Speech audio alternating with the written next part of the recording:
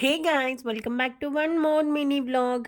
ఈ మినీ వ్లాగ్‌లో ఏంటంటే చకచకా చేసుకునే చికెన్ కర్రీ చెప్తాను. ముందుగా ఆయిల్ వేసుకొని ఆవాలు, జీలకర్ర, పట్టా, మొగ్గ అన్నీ వేసేసుకున్నాక ఆనియన్ వేసుకొని ఆనియన్ బాగా ఫ్రై అయ్యాక టమోటో వేసుకోవాలి. టమోటో బాగా ఫ్రై అయ్యాక అల్లం, తెల్లగడ్డ, జీడిపప్పు, ఆనియన్, టమోటో వేసి మిక్సీ పట్టుకున్న పేస్ట్ వేసేసి పచ్చివాసన పోయేంత వరకు బాగా ఫ్రై చేసుకోవాలి. తర్వాత ధనియా పౌడర్, చికెన్ మసాలా, ఉప్పు, కారం, పసుపు వేసి బాగా మిక్స్ చేసుకోవాలి. మనకి కలర్ అనేది చేంజ్ అయిపోతుంది.